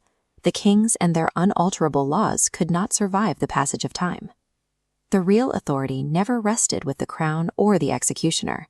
It remained with those who maintained an unwavering trust in the unseen, allowing them to quietly survive the fires and the beasts of history. There is a physical force that can pass through solid walls and enter the human body without leaving a mark. It is a force that does not strike the skin, but instead targets the internal vibration of our cells. In 2016, staff at the U.S. Embassy in Havana reported sudden, debilitating symptoms, ranging from intense pressure to cognitive fog. Investigators linked these acoustic attacks to devices emitting sonic waves specifically designed to disrupt human biology. This wasn't an isolated experiment. Since 1952, the Soviet Union directed a constant stream of electromagnetic waves, the Moscow signal, at the American embassy to induce adverse health effects in the personnel stationed there. Even accidental frequencies can be destructive. During the Vietnam War, helicopter pilots found that certain rotor speeds created vibrations that matched the physical frequency of the human eye, causing their vision to fail in mid-flight. These events occur because every cell in the body has a resonant frequency, a specific rate at which it naturally vibrates. While we often view the body as a collection of independent organs, these attacks demonstrate a different reality. Human anatomy acts as a sensitive receiver, constantly interacting with the invisible energy of the world around it. Traditional medicine focuses on what we can touch, the mechanical network of bones, muscles, and glands. But if we look past the tissue and into the atoms that comprise it, the solid nature of the body disappears. We find a system of subatomic particles in a state of perpetual motion. The first law of thermodynamics states that energy is never destroyed, only transformed. In this context, the human body is a temporary vessel for energy that is constantly shifting forms. Because protons, neutrons, and electrons are always moving, every part of our matter is actually a manifestation of kinetic energy. What we perceive as solid flesh is the result of atoms vibrating at high speeds. At our most basic level, we are not static objects, but a complex web of frequencies governed by the laws of physics. Modern medicine relies on reading this internal energy to determine if someone is alive or dead. This electrocardiogram shows the electrical current generated by the heart. By tracking these specific wave spikes, cardiologists can identify exactly where a heartbeat is failing. Similarly, an EEG records the electrical impulses of the brain. It tracks how neurons communicate through rhythmic pulses of energy. These impulses are measured in hertz. We see high-frequency beta waves during periods of intense focus and slow, low-frequency delta waves during deep, restorative sleep. Research shows that a healthy body operates within these very narrow, mathematically predictable energetic bands. We have already seen that external frequencies can disrupt these electrical grids to cause sickness. Disconnection suggests that the inverse is also true. If energy can be used to destabilize a biological system, targeted frequencies can also be used to recalibrate it. If we accept that the body is an electrical system, then healing becomes a matter of restoring the correct frequency to damaged tissue. This process is called entrainment. It is a physical principle where a stronger, more stable frequency forces a disorganized one to synchronize with its rhythm, much like one vibrating violin string causing a second identical string to hum in harmony. This principle is currently being applied to pathologies like scar tissue. Scarring is a tightly bound collagen structure that traps nerves, creating pain. Clinical observations show applying a targeted 58 Hz resonance softens these tight bonds, causing the collagen to relax and lengthen. By matching the natural frequency of the tissue, we can use resonance to break down physical barriers and encourage the body to return to its healthy, designed state. These concepts are moving from the laboratory into professional sports, where the speed of recovery is worth millions of dollars.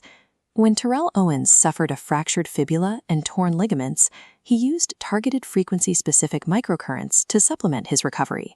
He returned to play in the Super Bowl in just 6 weeks, 3 times faster than the standard medical estimate. Elite athletes like Tiger Woods and Lance Armstrong have also utilized bioenergetic therapies to manage pain and accelerate the repair of damaged tissue. The mechanism behind these results is biological.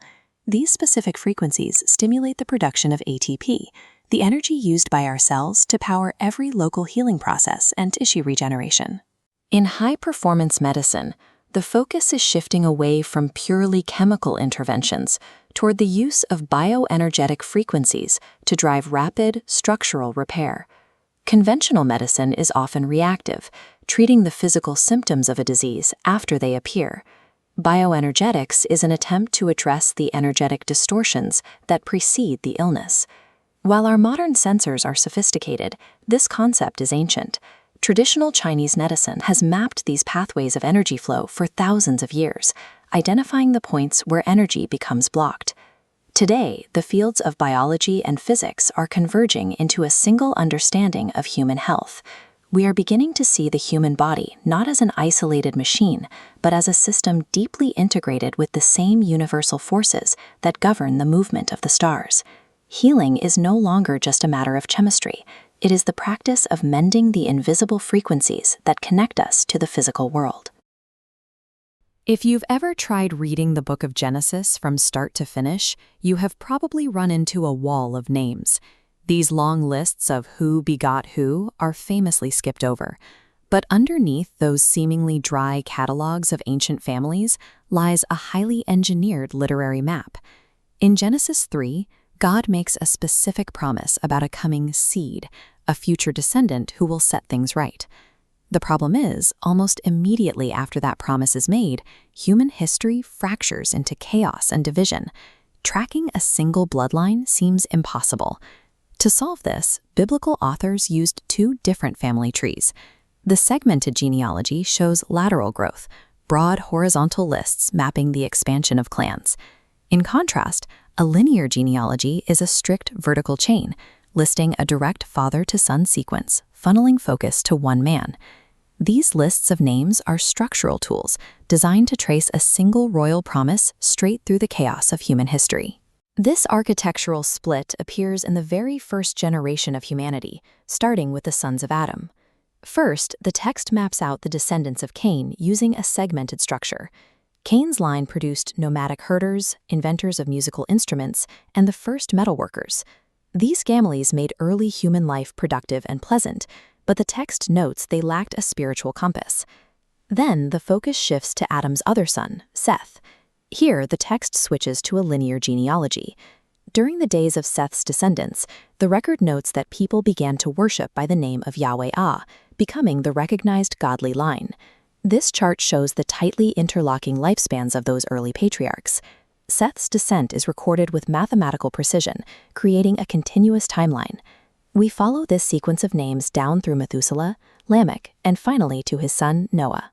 While Cain's family tree built the early material world, Seth's strict line of descent preserved the original promise of a seed through the bottleneck of the Great Flood. After the floodwaters recede, the human race resets through Noah's 3 sons, and the genealogical map divides again. The record gives us broad, segmented lists for the descendants of Japheth and Ham. These branches multiply outward to birth populations like the Medes, the Greeks, the Egyptians, and the Canaanites. This source text maps out those nations, only to leave them behind. The spotlight narrows onto Noah's 3rd son, Shem, picking up the linear blueprint through Arpachshad. The line cuts straight down through the generations until it lands on Abraham. The writers documented the origins of the entire repopulated globe to prune the family tree and isolate the specific lineage of Abraham. During the era of the patriarchs, the genealogical funnel narrows from broad tribal groups to individual siblings. Abraham has 2 sons. Ishmael becomes a desert chieftain, and his descendants are mapped out in a segmented list. The linear focus is assigned to the son of the promise, Isaac. The pattern repeats in the next generation. Isaac's son Esau fathers the nation of Edom. Again, the text documents his segmented clan, while the linear promise narrows to his brother, Jacob. Jacob has 12 sons, who become the 12 tribes of Israel. Yet out of all of them, the royal scepter, the promise of a coming king, is granted exclusively to the tribe of Judah. This diagram illustrates the resulting lineage. Once the tribe of Judah is identified, the text follows a sequence of direct links, passing through Perez, down to Boaz, to Obed, to Jesse, and finally terminating at David. At every major historical crossroads, the text leaves behind powerful nations to track the specific biological chain of the promised seed. When King David finally arrives to rule over Israel, he does not appear out of historical thin air.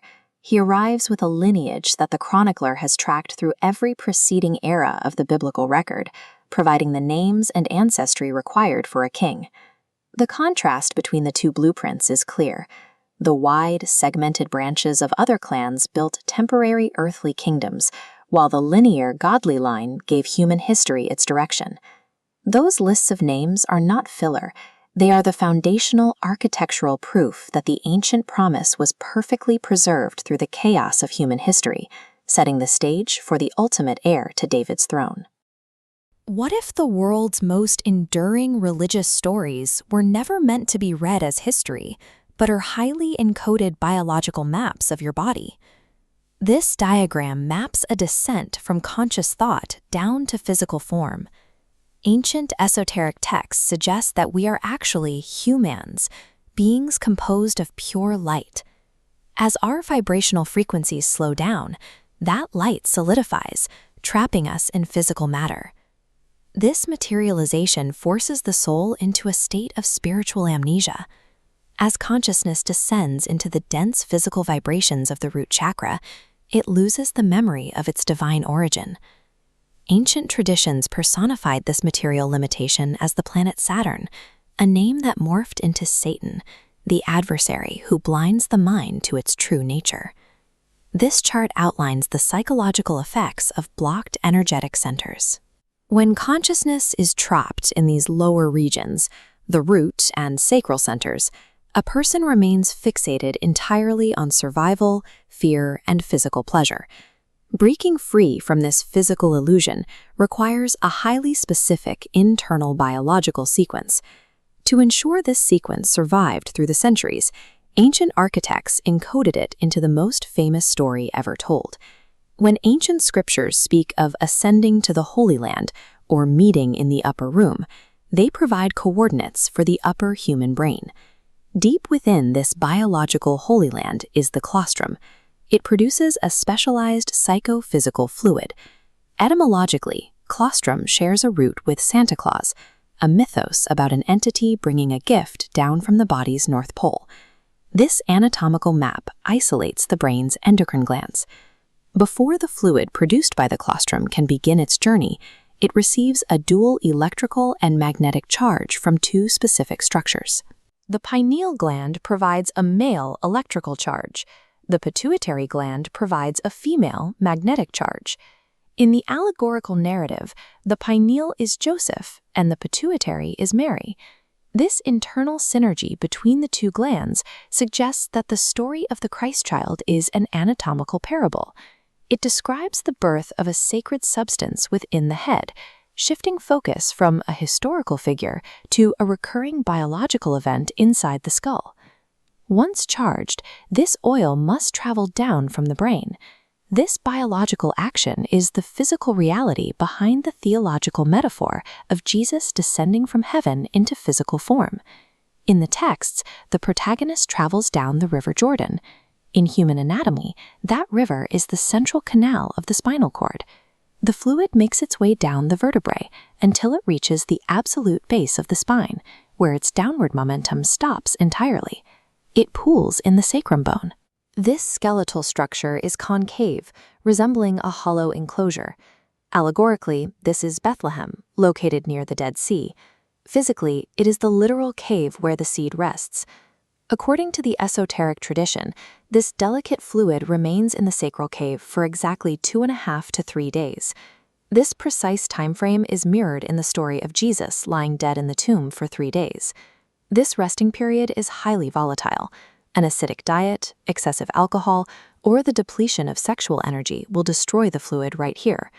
If that happens, the individual remains locked in a low-frequency state of consciousness, effectively killing the inner Christ. If the fluid is preserved through strict physical discipline, it awakens a latent energy at the base of the spine.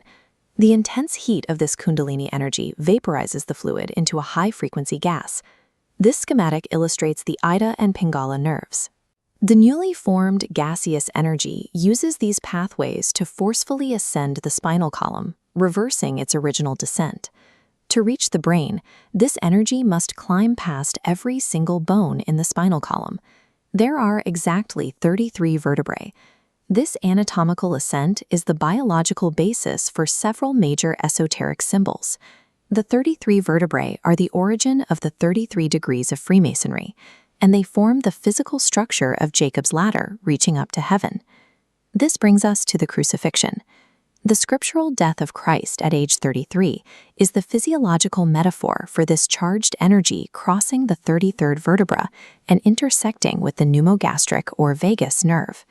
This crossing is the biological crucible. It represents the death of pure physical matter and its final transformation into spiritual energy. The external religious structures built over millennia point back to this single sequence. Mastering this 33-step physiological process is the true prerequisite for spiritual awakening. Having cleared the spine, the vaporized oil re-enters the upper room of the brain. Its final target is the pineal gland. When the energy strikes this gland, the effect is systemic. It activates dormant brain cells and initiates cellular regeneration throughout the entire body. The physiological system is quite literally born again. At this stage, the ego dissolves. The individual achieves a state known as the 1,000-petal crown frequency, shifting their awareness out of the physical realm and into what ancient mystics called God consciousness. The architectural blueprints left behind by the ancients reinforce this. The legendary Temple of Solomon is actually a phonetic code for the Temple of the Soul and Mon, the sun and the moon. That temple is your own anatomy. The human body serves as the ultimate biological archive. Every celestial realm and divine frequency operates through these specific internal mechanics, proving that the universe is a projection occurring entirely within your own biology. For many, this is a collection of ancient myths. Critics often view the text as an artifact of its time, containing historical and scientific claims that struggle under modern scrutiny. Yet the record includes 48 specific details of the life of Jesus, some written a millennium before his birth, that correlate with the historical record. While the surface text provides a narrative, a second, hidden layer of information is embedded within the construction of the words themselves. This is a numeric cipher, a structural framework built into the very letters of the original languages. The presence of this pattern suggests that the text may possess an architecture that exists independently of its human writers. To identify this code, we have to look at the original Hebrew and Greek manuscripts. In these systems, there are no separate symbols for numbers. Every letter of the alphabet doubles as a numeric digit. Writing the first letter of the alphabet meant writing the number 1. This means every word, phrase, and sentence in the Bible has a specific, calculable numeric sum. Applying this to the text reveals that certain numbers recur to identify specific themes. The number 6 is the first example.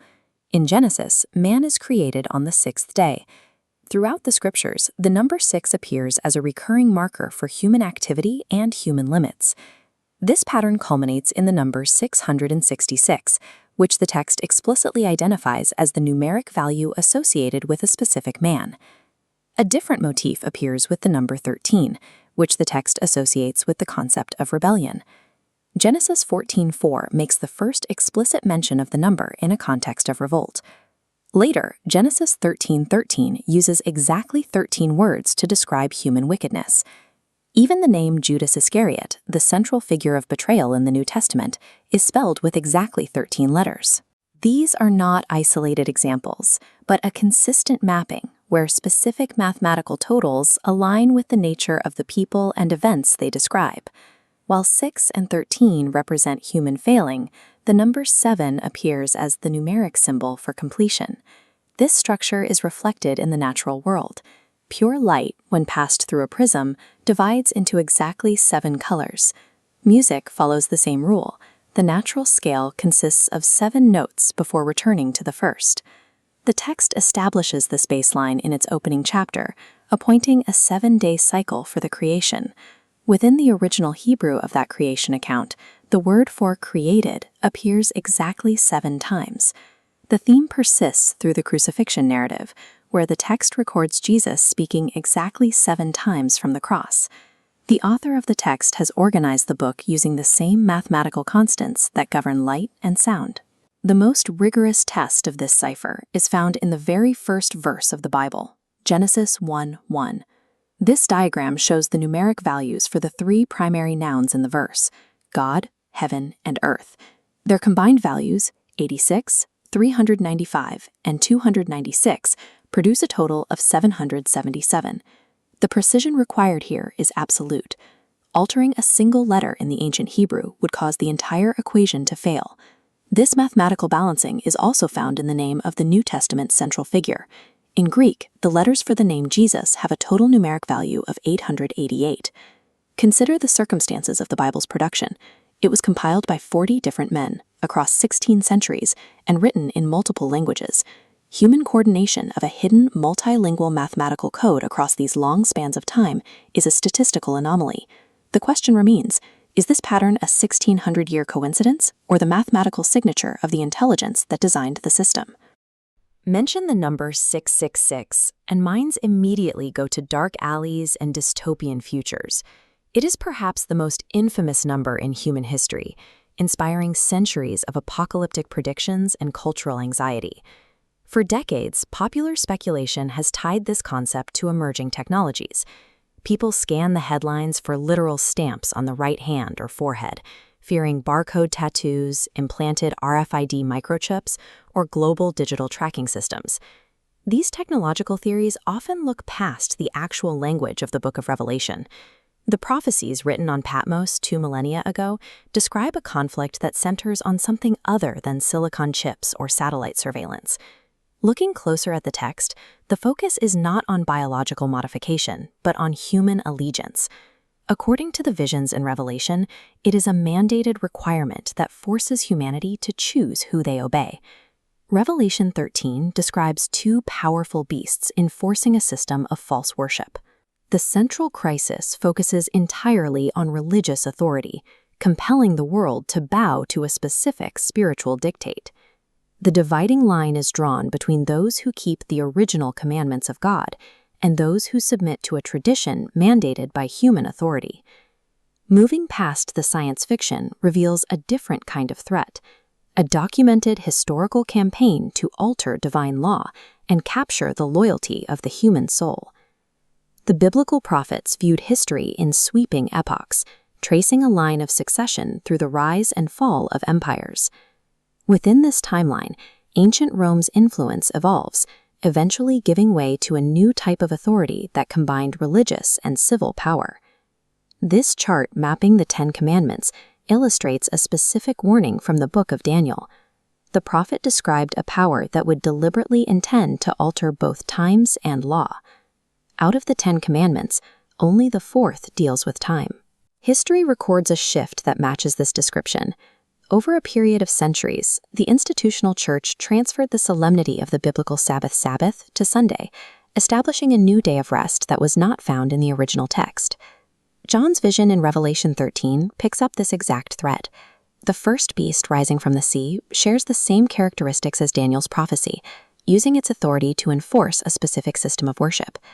This understanding relies on the sola scriptura principle. It aligns with the historic Protestant Reformation, which prioritized the biblical text over church traditions that lacked scriptural support. But Revelation introduces a second beast, rising from the earth. This entity represents a later power that eventually cooperates with the first, working to enforce the same day of worship globally. This alliance brings us back to the number 666. Some scholars calculated from the papal title Vicarius Filii Dei, while others view the 666 as a symbol of humanity in total rebellion against God. Regardless of the specific calculation, the historical evidence is consistent. It points toward a calculated, systemic effort to override the explicit law of time found in the 10 Commandments. By the mid-19th century, a new religious movement emerged in America. focused deeply on the books of Daniel and Revelation, they sought to understand how these ancient timelines applied to the modern era. Among them was Ellen G. White. Recognized as a prophetic messenger, her writings offered a clarifying perspective on the final events described in Scripture. In 1850, she recorded a startling prediction. She wrote that historically opposed religious groups, Catholics and Protestants, would eventually find common ground to enforce Sunday worship. These events were described as inevitable. In the apocalyptic context, these prophecies are unconditional, outlining a resolution to a cosmic conflict that cannot be diverted by human effort. At the time she wrote this, the idea seemed improbable. 19th-century Protestants and Catholics were locked in deep, often hostile political and social animosity, making any future cooperation appear impossible. Yet her writings specified the mechanism. This alliance would use civil laws and public authority to mandate rest on Sunday, legally suppressing those who remained faithful to the seventh-day Sabbath. In these 19th-century pages, she detailed a formation of global alliances that remained dormant for generations, events that are only now beginning to take a recognizable shape. In the present day, these specific religious and political alignments are finding new momentum. Modern legislative bodies are now debating measures to synchronize free time across entire nations. Organizations like the European Sunday Alliance are actively lobbying lawmakers for stricter Sunday regulations, framing a common day of rest as a societal and social necessity. This aligns with official positions within the Catholic Church. In the letter Dies Domini, Pope John Paul II stated that Christians should strive to ensure that civil legislation respects the duty to keep Sunday holy. More recently, these efforts have been linked to the ecological crisis. Documents like Laudato Si connect the concept of a universal day of rest to environmental restoration, framing it as an urgent global requirement. Identifying these structural trends is not an attack on individuals. This interpretation recognizes that God has faithful, conscientious believers in every denomination who are living according to the light they have. But the evidence suggests a coming legal tipping point. The world is being positioned to choose between the original seventh-day Sabbath of the Creator and a day of rest instituted and enforced by human authority. As these global movements solidify, the focus shifts away from technological tracking and toward spiritual allegiance. The final test is a personal decision about where an individual places their ultimate loyalty. For decades, 3 digits have sparked cinematic panic. Today, 666 serves as the ultimate symbol of the devil, a cursed omen of impending doom. Modern obsession with demonic possession often ignores the historical context of the manuscript. These digits represent a profound political and spiritual cipher from antiquity. Understanding this code requires a return to the 1st century. The Apostle John, exiled on the penal island of Patmos, recorded a series of cryptic apocalyptic visions. In the 13th chapter of Revelation, he describes 2 beasts, one rising from the sea and another from the land, violently seizing control of the known world. This entity demands absolute worship, instituting strict societal control through a mark required for anyone attempting to buy or sell within the economy. The text then issues a direct challenge to the reader. Let him who has understanding calculate the number of the beast. John was employing a protective measure. He hid lethal intelligence in plain sight, warning his fellow believers without alerting the Roman authorities monitoring their correspondence. In the ancient world, alphabets served as both language and math. Neither Greek nor Hebrew possessed separate symbols for numbers, using letters themselves for counting. This system is Gematria, calculating the numerical value of names based on their alphabetic composition. For early Christians under severe persecution, it provided a survival tool. Dissidents could criticize oppressive rulers by converting names to numbers and summing them up to reach a total value. To solve the puzzle in Revelation, we must identify a 1st century historical figure whose name calculates exactly to 666. Deciphering the beast requires us to abandon modern projections and adopt the perspective of a 1st century dissident using secret codes. The primary suspect of the 1st century was the Emperor Nero. He was infamous for his brutal, state-sponsored executions of the early church. Calculating his title reveals the connection. When Nero Caesar is transliterating into Hebrew, it becomes Neron Caesar, yielding a string of values 50, 200, 6, 50, 100, 60, and 200. Adding these numbers together results in the exact figure mentioned in the prophecy, 666. A critical piece of evidence emerged from ancient textual discoveries. In fragments like Papyrus 115, the beast's number is recorded not as 666, but as 616. This variation provides the smoking gun proof. If a scribe used the Latin spelling of Nero's name, the final N is dropped. This removes exactly 50 from the sum, yielding a total of 616. Nero embodied the spirit of the Roman Empire, a system that demanded its emperors be worshipped as living gods, while crushing those who refused. Historically, 666 functioned as a political warning, alerting early believers to the immediate literal threat posed by the Roman throne. The preservation of this code suggests a purpose beyond identifying a dead emperor. It serves as a timeless spiritual warning for the human condition. In biblical numerology, the number 7 signifies divine perfection, completion, and the ultimate order of God. The number 6 represents mankind, created on the 6th day. It signifies a state of inherent flaw and incompletion, perpetually falling short of the divine standard. A trinity of 6s symbolizes humanity attempting to elevate itself to godhood through its own arrogance and external power. This number appears in only one other significant biblical context: the 666 talents of gold King Solomon received in a single year. This specific accumulation of wealth marked the moment Solomon's reign turned toward greed, apostasy, and the worship of idols. Here, 666 denotes the spiritual corruption that occurs when the human soul prioritizes worldly wealth and external control over internal alignment with the divine. Contemporary paranoia often focuses on the arrival of a physical object, a barcode, a microchip, or a forced tattoo. An esoteric reading of the text suggests a purely symbolic interpretation. The forehead represents the seat of human consciousness and belief, while the right hand denotes the physical actions that stem from those thoughts. This surrender of internal authority to an external system creates a specific state of existence. By obeying a corrupt power out of fear, an individual forfeits their divine autonomy and turns into a slave mind that prioritizes the machine over the self. The mystic path demands the opposite, turning inward, overcoming the ego, and bringing the mind into balance to connect directly with the source. Revelation presents a choice between aligning one's soul with the perfection of God or surrendering to the flawed, corruptible systems of men. 666 serves as a mirror. It forces us to examine our own hearts and identify which power we are surrendering our souls to today. Imagine inheriting an empire defined by its wealth and divine favor, only to watch it end in a terrifying public execution. For the kings of ancient Judah, the crown was rarely just a symbol of power.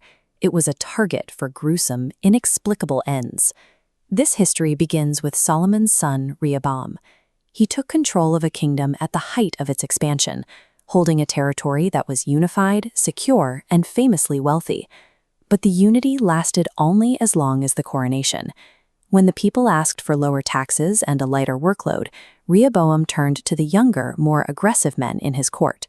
He told his subjects that while his father used whips, he would use scorpions. That single decision triggered a massive rebellion. Solomon's empire shattered into 2 warring pieces, a 10-tribe kingdom in the north and a 2-tribe remnant in the south known as Judah. The political split was followed by a physical invasion. Just 5 years into his reign, the Egyptian king Shishak marched into Jerusalem. He bypassed the city's defenses and carried away the legendary golden shields Solomon had used to decorate the temple. To hide the loss of his father's gold, Rehoboam commissioned replacements made of cheap bronze. He had them paraded through the streets whenever he went to the temple, attempting to project a strength he no longer possessed. The bronze shields remained in Jerusalem for years, a daily metallic reminder that the kingdom's physical and spiritual core was already beginning to erode. As the generations passed, the rulers of Judah shifted their focus. They began to rely on foreign treaties and the strength of their own medicine rather than the divine protection their ancestors claimed. King Asa marked the first major shift. After decades of ruling, he faced a severe, rotting disease in his feet. Instead of seeking counsel, he placed his trust entirely in physicians, eventually dying in a state of physical decay. But the violence truly escalated with King Jehoram. Driven by a need to eliminate any threat to his throne, he ordered the execution of all 6 of his brothers as soon as he took power. A prophet soon sent Jehoram a letter with a chilling warning. Because he had shed the blood of his own family, he would be struck by a bowel disease that would eventually cause his internal organs to fall out. For 2 years, the king lived in agonizing pain as his body rotted from the inside. He died in such profound isolation that not even his own court mourned his passing. His final humiliation came after death. His people refused to light the traditional honor fires for him, and they banned his body from being buried in the royal tombs alongside the other kings.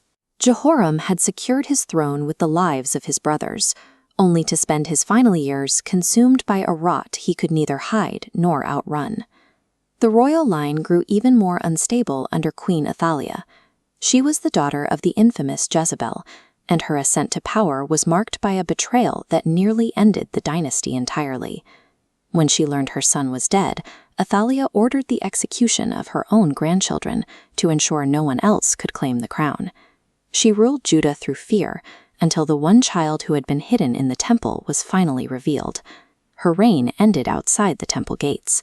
As the young boy was crowned king, Athaliah was seized by the temple guards and executed, ending her attempt to seize the lineage by force. Decades later, King Uzziah took the opposite approach, building a massive military state. He fortified Jerusalem with towers and developed new engines of war that could launch arrows and massive stones from the walls. That success led to a sense of invincibility. Uzziah eventually stormed into the temple and attempted to perform the duties of a priest, a role the law strictly forbade for a king. As he stood over the altar in a rage, leprosy erupted on his forehead. He was immediately forced out of the temple and into a house of quarantine, where he remained until his death, unable to enter the very city he had fortified. Uzziah spent his remaining days behind walls, not of his own construction, but the walls of a leper's colony, separated from the kingdom he had worked so hard to build. 8-year-old Josiah took the throne at a time when the kingdom's original identity had been nearly erased. During his reign, workers found a forgotten scroll in the temple, and when it was read aloud in his presence, he tore his clothes in grief. Josiah spent his life systematically dismantling the idols and altars his predecessors had built. He even exhumed the bones of corrupt priests, burning them on their own altars to purge the land of its influences. But even this period of reform ended in blood. Josiah rode out to intervene in a war between Egypt and Assyria, and despite a warning from the Egyptian pharaoh to stay away, he was struck by archers and died on the way back to Jerusalem. Josiah's death ended the final period of stability for the nation. The momentum of the previous centuries was now carrying Judah toward an encounter with a much larger empire. The Babylonian Empire arrived as the final executor of the kingdom's history. Their armies moved across the region and eventually encircled the city of Jerusalem. Zedekiah was the final king of Judah. He was placed on the throne by the Babylonians to serve as a puppet, but his decision to rebel against King Nebuchadnezzar brought the full weight of the empire down upon his people. The Babylonians laid siege to the city for 2 years. Inside the walls, the famine was so severe that the social order completely disintegrated, leaving the population in a state of desperation. When the walls were finally breached at night, Zedekiah attempted to escape through a secret gate. He fled toward the plains of Jericho, leaving his city and his people behind. Babylonian soldiers caught him in the open. He was bound and brought to the headquarters of the Babylonian king to face the consequences of his betrayal. Before his sentence was carried out, he was forced to watch the execution of his sons.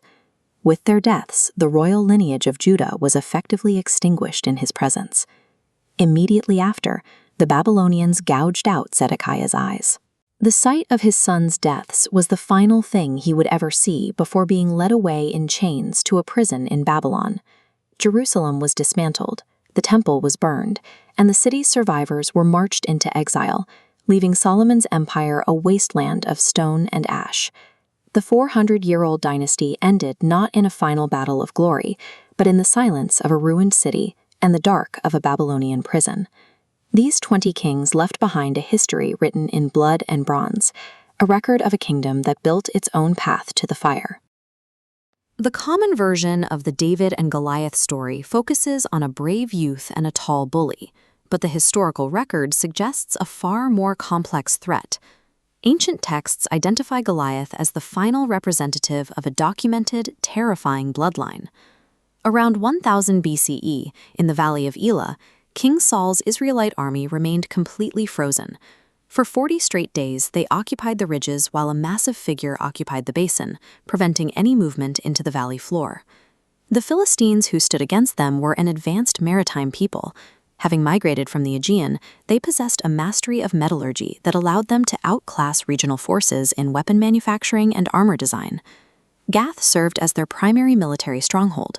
Archaeological excavations at Tel Es-Safi reveal massive stone foundations, proving the city was a heavily fortified gateway controlling the mountain passes into Israelite territory. While Gath was a feat of engineering, the Bible repeatedly identifies it as the home of the Rephaim, an ancient race of giants. The army on the ridge was staring at whatever survived within those walls. Genesis 6 documents the Nephilim as a physical genetic anomaly, giants surviving into recorded history. Later records track this bloodline through the Rephaim and the Anakim. These accounts provide specific physical dimensions to ground the scale, noting that King Og of Bashan slept in an iron bed measuring roughly 4 meters in length. During the earlier conquest of Canaan, the leader Joshua attempted to eliminate these lineages. Biblical records state that while he cleared the highlands, a remnant of the Anakim escaped and took refuge in the Philistine city of Gath. Decades of breeding within that stronghold produced Goliath. He was a weaponized descendant of the very giants who had terrified Israelite spies generations earlier. His loadout was unprecedented. He wore a bronze helmet and 90 kilograms of scale armor, carrying a 10-kilogram iron spearhead. Forcing one-on-one champion combat, Goliath's 130-kilogram equipment mass made a standard physical duel mathematically impossible for a normal soldier. Goliath's appearance in the valley every morning served as a psychological weapon, embodying a fear that had haunted the Israelite people for centuries. David arrived at the camp as an outsider. He had been forged in the Judean wilderness, an environment requiring constant vigilance and physical resilience. Shepherding in this region was a lethal profession.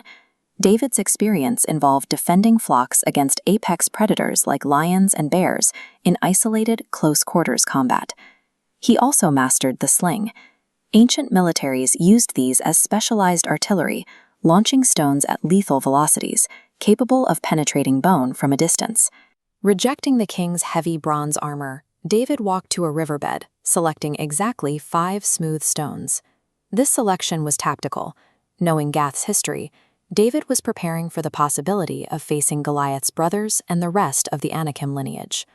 While the army focused on the giant's naas, David viewed the encounter through asymmetric logic. He saw a slow-moving target vulnerable to high-speed, long-range projectiles. 2 opposing military doctrines met in the valley floor. Goliath was encumbered by 130 kilograms of historical armor, while David relied on unburdened speed and distance. David utilized the giant's lack of mobility. He spun the sling and released a stone that found the single unprotected gap in the bronze armor at the giant's forehead. As the giant fell, the 40-day standoff ended in total silence. This event marked the beginning of the end for the giants of Gath. Historical records show that David's men eventually hunted down the remaining descendants, including individuals documented with 6 fingers and 6 toes. The impact of that stone did more than kill a soldier. It broke the psychological hold an ancient lineage had maintained over an entire nation. Most people eventually face a valley of their own. These are the persistent fears or deep-seated problems that appear every morning, demanding attention and inducing a state of paralysis. Courage involves a deliberate evaluation of the danger. It requires looking at an old fear with a calculated, tactical perspective and choosing to move forward. What is standing in your valley today? A specific number runs through the Bible, doing structural work you've likely read past dozens of times. It builds the gates of the eternal city, the priesthood, and the apostolic foundation. From 12 tribes to 12 baskets of leftovers, this count is never random. It is an intentional architectural blueprint. To the ancient Hebrew writers, numbers functioned as structural patterns carrying deep meaning. They were scaffolds for reality rather than simple tools for counting quantities. In this system, the number 3 represents divine completeness, the smallest number capable of surrounding something in a stable relationship. 4 represents the physical layout of the earth, the 4 winds, the 4 corners of a field, and the 4 directions of the compass. This diagram illustrates the theological math at play. When the vertical triad of the divine intersects with the horizontal 4-point grid of the earth, the product is 12. In Scripture, this specific number signals the moment divine reality produces a people on the earth. Every appearance of 12 functions as an architectural receipt. It marks the formation of a covenant community, proving that heaven has intersected with the created world to build a household. This blueprint becomes visible in the physical layout of the Israelite wilderness camp. As the nation moved through the desert, God demanded a specific arrangement centered on the tabernacle. This aerial schematic shows the math in motion. On the east, south, west, and north, exactly 3 tribes camped under a single standard. This created a perfect square of 12 tribal units orbiting the presence of God. Because the populations of these tribal blocks varied, the camp stretched unevenly away from the center. From the air, the 12 tribes formed a massive cruciform shape. Centuries before the cross became a central symbol, the nation already walked the desert inside its shape. The same architecture appears on the garments of the priesthood. When the high priest entered the sanctuary, he wore a breastplate engineered with the same precision as the camp. The text specifies 4 rows of 3 stones each, every stone engraved with a tribal name. The priest was qualified to mediate only because he carried the entire nation, the full 12, pressed against his body. In the Old Testament, this structural completeness was the requirement for God's presence. The number 12 served as the load-bearing beam of the nation. If the count fractured, the covenant itself was considered injured. After centuries of political division and tribal scattering, the architecture of Israel was in pieces. When a Galilean rabbi began his ministry, his first act was to address this broken structure. Jesus chose exactly 12 apostles to reconstitute the nation. This was a universally understood theological move to redraw the blueprint and signal that the household of God was being rebuilt. We see this structural repair in the miracles. When Jesus feeds 5,000 Jews, the leftovers fill 12 baskets, 1 for every tribe. When he later feeds 4,000 Gentiles, the count shifts to 7 baskets, the biblical number for the fullness of the nations. The math reveals who is being gathered. This pattern even links 2 separate healings in the Gospel of Mark, a girl who has lived for exactly 12 years, and a woman who has been hemorrhaging blood for that same duration. These mirrored numbers show the state of Israel itself, bleeding and dying. By restoring both daughters on the same afternoon, Jesus was publicly acting as the master architect, repairing the covenant number of his people. These miracles were calculated demonstrations that the load-bearing number of the covenant was being restored. Jesus wasn't just performing acts of compassion, he was resetting the foundations of a new Israel. The biblical narrative concludes with the finished version of this blueprint. In the book of Revelation, John describes the New Jerusalem descending from heaven as a completed structure. The city's wall features 12 gates arranged in the familiar 3x4 configuration of the wilderness camp. Each gate is inscribed with the name of one of the 12 tribes of Israel. Supporting the entire wall are 12 foundations.